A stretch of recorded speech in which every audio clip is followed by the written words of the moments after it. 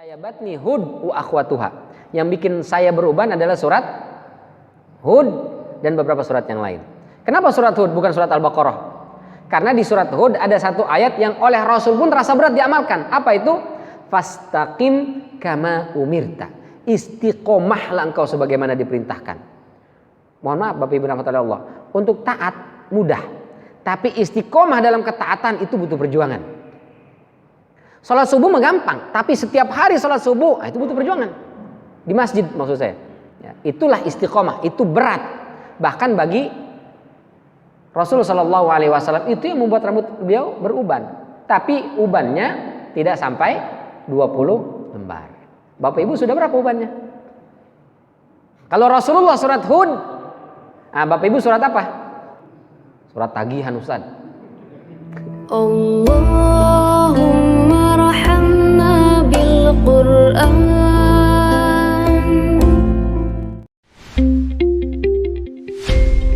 Rasulullah yang rontok. Jadi di rumah Rasulullah itu Pak, Ibu, banyak anak-anak itu. Yang biasanya anak-anak ini membantu segala keperluan dan kebutuhan Rasulullah. Di antaranya nyisirin rambut beliau. Nah, yang namanya rambut beliau kan agak panjang sebahu ya. Jadi kalau disisirin itu suka ada tuh satu dua helai yang rontok. Ya, satu dua helai yang rontok. Rontok lah itu, copot. Tapi bukan berarti banyak ya. Tapi Rasulullah itu nggak banyak ubannya Pak. Kata Abu Isa At-Tirmidzi dalam Syama'il Muhammadiyah itu, Rasulullah itu uban rambut kepala dan jenggot beliau itu nggak sampai 20 helai. Nggak sampai 20 lembar. Padahal beliau meninggal di usia 63 tahun. Itu nggak sampai 20 lembar jumlah ubannya. Itu pun kenapa beliau beruban? Ketika ditanya oleh Abu Bakar, laqad syibda ya Rasulullah. Kau sudah beruban ya Rasul. Kata beliau, syayabatni Hud wa akhwatuha. Yang bikin saya beruban adalah surat Hud dan beberapa surat yang lain. Kenapa surat Hud bukan surat Al-Baqarah? Karena di surat Hud ada satu ayat yang oleh Rasul pun terasa berat diamalkan. Apa itu? Fastaqim kama umirta. Istiqomahlah engkau sebagaimana diperintahkan. Mohon maaf Bapak Ibu rahmatullahi Allah. Untuk taat mudah. Tapi istiqomah dalam ketaatan itu butuh perjuangan. Sholat subuh menggampang. Tapi setiap hari sholat subuh itu butuh perjuangan. Di masjid maksud saya.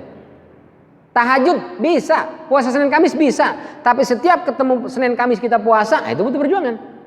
Ya, itulah istiqomah. Itu berat.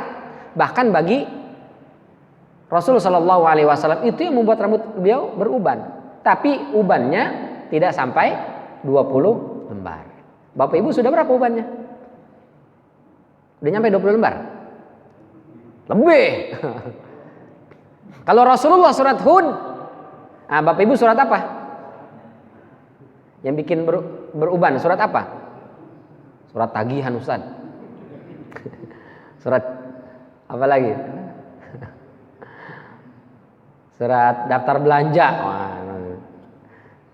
Jadi pas disisir ada yang rontok. Nah, beberapa lah yang rontok ini dengan sisirnya oleh Labib bin Asam itu datang ketemu dengan bocah-bocah anak-anak yang di rumah Rasulullah yang suka menyisir itu. Mungkin kalau bahasa kita ya, mau permen nggak dek gitu. Jadi kasih makanan lah atau apa gitu. Terus tapi dengan catatan tolong ya minta 1-2 helai rambut Rasulullah. Buat apa? Saya sangat suka, saya sangat mengagumi, saya sangat cinta dengan beliau. Jadi saya mau mengambil bagian dari tubuh beliau, rambutnya itu. Nah, namanya anak-anak Pak. Oh iya boleh. Akhirnya diambilkan, diberikan kepada Labib bin Asam. Rupanya rambut itulah yang dipakai untuk menggunakan sebagai media untuk menyihir baginda sallallahu alaihi wasallam. Yang diikatkan di tangkai kurma laki-laki. Ya. Jadi pohon kurma ternyata ada laki-laki, ada perempuan Pak. Gimana ngeceknya Ustaz? Oh, tanya sama tukang kurma itu, sama tukang kebun ya. Kalau kita yang bukan petani nggak ngerti gimana, mana bedainnya? Emang ada kemaluannya kan? Tapi mereka bisa mengetahui ya. Terus qala wa aina huwa, ditaruh di mana itu? Qala fi bi'ri Zarwan. Media untuk menyihir baginda sallallahu alaihi wasallam itu diletakkan di mana? Di sumur Zarwan. Jadi itu diikat sebanyak 11 ikatan. Setelah itu diletakkan di bawah sebuah batu yang ada di sumur Darwan ini. Di sumurnya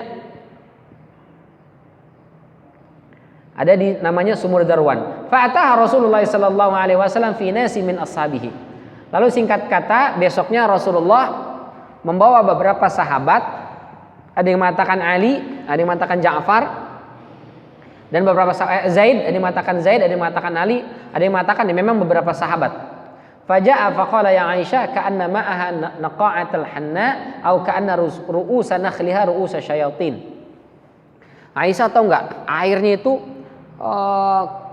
kuning-kuning kayak kena sepuhan, apa namanya? Ya, air sepuhan itu ya, warnanya berubah. Terus tangkai kurmanya itu seperti kepala syaitan. Qultu ya Rasulullah, kata Aisyah, afalastakhrajtahu? Terus enggak kau keluarkan benda itu ya Rasul? Kata Rasulullah sallallahu alaihi wasallam, amma ana qad afani Allah. Saya udah sembuh.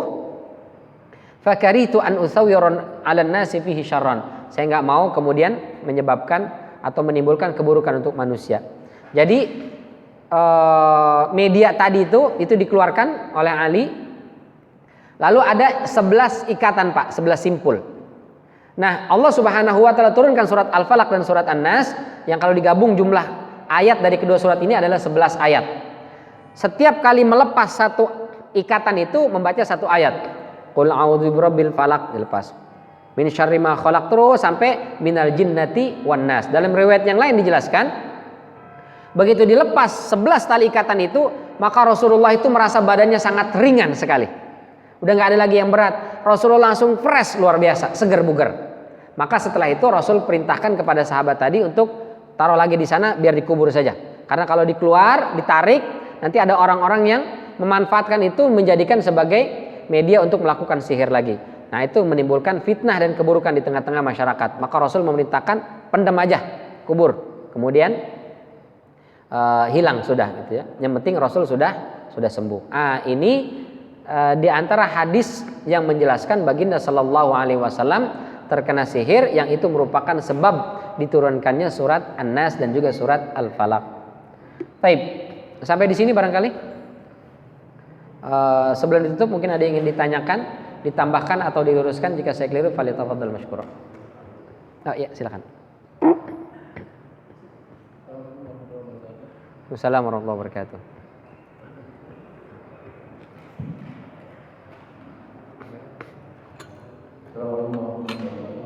Assalamualaikum warahmatullahi wabarakatuh. Memang sekarang nampaknya kalau dikatakan dari kok yang modern begini masih ada yang nampaknya justru ini saya lihat itu rumah makin marak. Malah makin marak. Makin marak. Di mana saya juga makin marak. Dan kita juga tahu bahkan sekarang perang-perangan nampaknya, bahkan mempromosikan gitu. Kalau zaman dulu kan mungkin masih malu-malu. Sekarang sudah mungkin dengan kecanggihan teknologi IT justru mereka makin percaya dengan apa yang irasional itu. Nah, yang bahkan ya kan dicontohkan di sidang MPR aja sampai untuk pengamanan mengundang Nyiron Kidul. Nah ini, saya ingin juga menanyakan sejauh mana, apakah misalnya dan saya lihat juga itu marak-maraknya itu membantu kedukun dengan mereka yang laris manis dalam usaha kedukun, bahkan misalnya putusnya kedukun, apalagi banyak sekali itu. Nah, tapi bagusnya seperti Pak Ustaz tadi katakan bahwa dengan ayat suci Al-Quran itu bisa menangkal. Dan saya lihat juga itu ada sebuah ilmu hikmah. Nah, apakah ilmu hikmah ini sudah ada sejak zaman Rasulullah atau para sahabat? Ya, apakah ini karena ilham? Ya, karena memang saya lihat di situ, misalnya dengan tenaga sama tenaga dalam dari kejauhan itu bisa mental gitu ya. Dan ini yang memberantas dukun itu seperti itu. Jadi dengan hikmah memang diamalkan dari sejak zaman para sahabat. Ustaz. Ya, terima kasih. Ya betul, memang semakin maju teknologi tapi orang justru semakin marak gitu percaya dengan perdukunan. Apalagi di acara-acara televisi juga banyak ditampilkan sehingga orang semakin oh iya nih, oh bisa nih gitu. Itulah maka pentingnya kita belajar tentang menanamkan akidah tadi ya kepada kita, anak-anak kita, dan juga mengamalkan ayat-ayat Al-Quran. Nah ini satu kesatuan yang satu paket sebetulnya. Jadi akidahnya kuat, kemudian membaca ayat-ayat suci Al-Quran. Ada juga orang baca ayat Al-Quran tapi nggak ngefek Pak. Ya, ini ada orang kesurupan, ada orang kerasukan jin atau kena sihir dah. Kita bacain ayat Al-Quran, dia malah nantangin. Ayo baca lagi, gue juga bisa. Dia bisa juga. Apa ayat kursi? Bisa juga dia. Apalagi Yasin baca dia. Ditantangin sama dia. Masalahnya di mana? Masalahnya kita yang membaca, selama ini ketergantungan kita kepada Allahnya kurang. Ada beberapa orang itu yang ibadahnya bagus, akidahnya kuat, itu nggak usah baca yang macam-macam, baru nongol aja udah takut, udah kabur duluan tuh jin. Karena memang kuat pengaruhnya itu. Jadi beliau itu atau mereka ini adalah orang-orang yang qalbunya selalu terikat kepada Allah Subhanahu wa taala. Belum ngapa-ngapain aja itu udah takut duluan.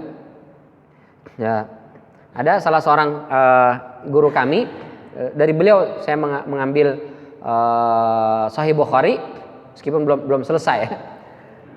Waktu itu ada santri-santri itu yang terkena pengaruh jin ya, kesurupan lah. Oleh ustadz-ustadz yang lain dibacakan zikir segala macam gitu, diruqyah, masih juga nggak hilang-hilang gitu. Begitu beliau datang belum ngapa-ngapain udah takut, panasan segala macam, kabur. Ya. Kalau ilmu hikmah modelnya seperti ini, ya ada. Jadi mereka-mereka yang ibadahnya kuat kepada Allah Subhanahu wa taala, istiqomah dalam ibadah, ketergantungan hati kepada Allahnya tinggi, mereka ini itu semacam apa ya? Ya semacam irhas gitu, kelebihan-kelebihan. Mereka ini ditakuti oleh syaitan. Seperti Umar bin Khattab. Umar itu kata Rasulullah, jangankan orang, setan aja ketemu Umar ngibrit. Jadi kalau Umar jalan di sebuah jalan satu gang gitu, di ujung jalan itu ada setan mau lewat juga, setan yang ambil jalan lain Pak. Ya. Kalau kita kan kebalikannya, jangan lewat situ, kenapa? Di situ ada pohonnya serem, angker. Kita yang ambil jalan lain kan? Ini Umar ini saking kuatnya. Kenapa? Karena Umar ketergantungan kepada Allahnya tinggi sekali. Akidahnya kuat, keyakinannya itu mantap. Jadi Umar itu pernah ketika membuka Al-Quds, Al-Aqsa itu beliau itu mau buka, pegang kuncinya itu dikasih air minum yang sudah dikasih racun. Diambil oleh Umar, kata sahabatnya, Umar jangan minum. Kenapa? Ada racunnya. Kata Umar bin Khattab, racun makhluk Allah. Kalau kata Allah dia berpengaruh, maka saya akan terkena racun. Kalau kata Allah racun ini tidak berpengaruh, maka dia tidak akan berpengaruh kepada saya. Diminum tuh, bismillahirrahmanirrahim, glek glek glek glek. Yang ngasih racun, mati nih. Ternyata enggak. Itu menunjukkan betapa kuat akidah, keimanan dan ketergantungan Umar bin Khattab kepada Allah Subhanahu wa taala. Ini yang membuat orang-orang seperti ini itu memiliki kelebihan-kelebihan. Jadi kalau hikmah seperti ini ya. Tapi kalau hikmahnya dipelajari dengan bertapa, dengan bersemedi, dengan puasa mutih misalnya, ini saya khawatir jangan-jangan itu adalah bagian tipu daya syaitan, ngasih tahu ini ilmu hikmah padahal juga bagian dari praktek perdukunan. Nauzubillah min dzalik. Ngamalin ini, ngamalin itu misalnya, ya. Baca zikir tertentu di waktu tertentu, dengan jumlah tertentu, dengan cara tertentu. Jadi saya pernah Pak diajarin zikir habis maghrib setiap hari Senin dan Kamis. Jadi maghrib yang lain, hari lain enggak. Dibaca dengan cara duduknya tertentu, dengan cara mengambil napas. Jumlahnya harus ganjil. Jadi duduknya begini, zikirnya harus tahan napas Pak, perlu tahan. Oh, aku tuh saya diajarin. Ini zikir untuk apa? Oh, nanti kalau antum amalkan zikir itu antum bisnisnya jadi lancar. Perempuan sekali ditepuk begitu dia langsung noleh. Itu kan jadi ujung-ujungnya nauzubillah min dzalik. Jadi kalau hikmahnya seperti itu, nauzubillah, jangan-jangan itu adalah sebetulnya tipu daya syaitan. Wallahu alam. Taib, ada lagi? Ya, silakan.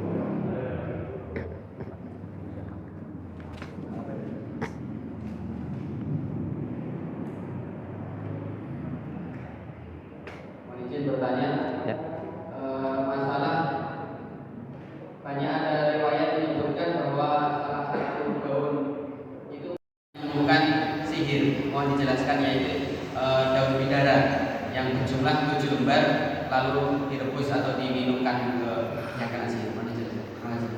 Ya, memang betul. Ada riwayat yang mengatakan bahwa setan itu atau jin takut dengan pohon bidara, daun bidara itu. Maka kalau mau kita misalnya terhindar dari gangguan jin, ya boleh tanam pohon bidara di rumah. Tanam pohon bidara. Biasanya itu diantara media yang digunakan oleh para peruqyah syar'i untuk meruqyah, dan itu betul, Pak. Ya. Jadi bisa ada beberapa benda yang ditakuti oleh syaitan. Kenapa bisa begitu? Memang begitu. Allah Subhanahu Wa Taala yang menciptakan itu. Jadi boleh ketika misalnya meruqyah diambil daun bidara itu, dikasih air, dicepet-cepet itu. Ya ada riwayatnya. Betul, ada, tapi saya tidak hafal secara teks. Insya Allah mungkin di pertemuan yang akan datang kita bawakan. Tapi itu masyhur dan juga dipakai oleh para ulama-ulama kita yang praktek ruqyah syar'i itu dipakai. Ya.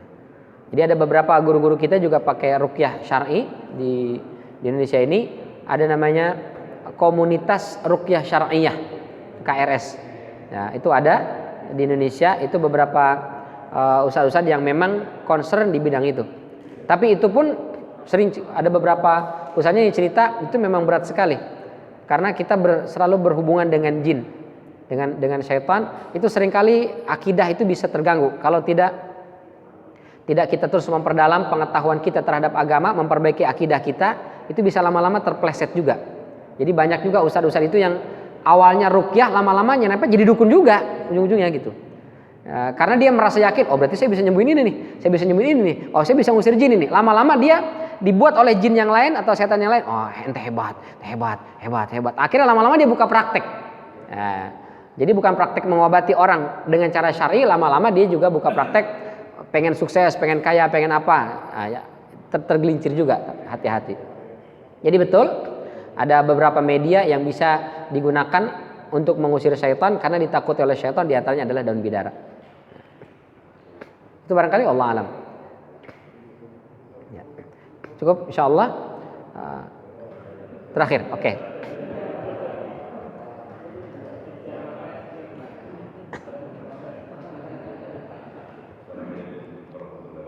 Waalaikumsalam warahmatullahi wabarakatuh. Mengenai cara baca Ya. waktu kecil kita belajar membaca min syarril waswasil. Tapi belakangan ini ada guru yang mengajarkan min syarril waswasil. Yang benar yang mana? Ya.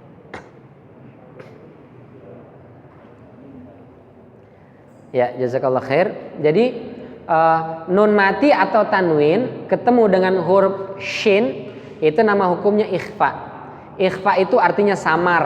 Apanya yang samar? Bunyi huruf n disamarkan. Kan tanwin itu misalnya qafuron, ada bunyi n tuh. Atau min, ada huruf n. Huruf n-nya disamarkan dengan huruf setelahnya. Nah, ini ada beberapa kekeliruan, nanti mungkin kita bahas lebih detail. Membaca ikhfa itu bukan bukan min syarri, bukan, tapi dia min syarri, disamarkan ke huruf setelahnya.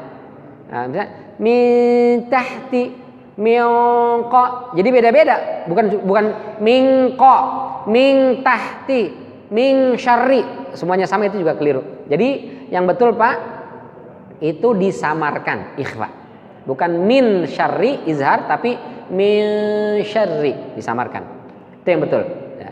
Tapi jangan kemudian karena kita sudah belajar tahsin, sudah belajar tajwid, kemudian nyalahin guru-guru yang pernah ngajarin kita dulu. Karena mohon maaf, kadang-kadang kan ada orang yang memang di kampung itu atau di wilayah itu nggak ada lagi yang ngerti Pak, nggak ada yang bisa. Akhirnya dia ditunjuk, ajarin anak saya, saya mah cuma bisa alif bata, nggak apa-apa alif bata, ajarin aja deh, gitu. Mereka sudah berjasa mengajarkan anak-anak, mengajarkan kita udah bisa baca Quran. Kalau ada kekeliruan, kesalahan, mohon dimaklumi. Ya, ini mohon maaf, penutup ya. Ini ada anak atau mahasiswa yang belajar sampai ke Timur Tengah. Begitu pulang kan ilmunya banyak dia. Guru-guru yang di kampung dulu kan ngajarin ya sebatas sekedarnya ilmunya gitu. Disalah-salahin semua Pak. Ini gurunya sesat, ini gurunya ngaco segala macam. Nauzubillah min dzalik, enggak boleh begitu. Kata Ali, mengajarkan saya satu huruf saja itu sudah saya bilang guru dan dia berhak mendapatkan penghormatan dari saya. Kekurangan, kesalahan, kekeliruan semua kita punya. Nah, itu barangkali Pak. Wallahu a'lam bishawab. Terima kasih. Mungkin ini yang bisa kita bahas di pertemuan kali ini. Mudah-mudahan Allah selalu bantu kita dalam memahami syariat agama kita dan kita dibantu untuk mengamalkan dalam kehidupan kita sehari-hari sehingga hidup kita penuh keberkahan dan mudah-mudahan itu yang menjadi perantara kita dimasukkan ke dalam surganya Allah Subhanahu wa taala bertetangga dengan nabi kita Nabi Muhammad sallallahu alaihi wasallam.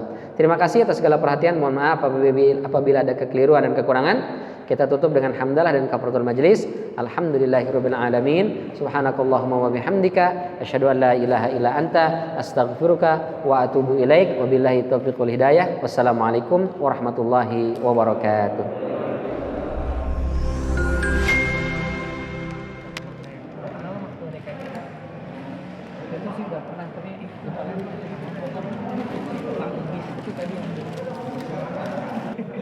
Ya, terima kasih Pak.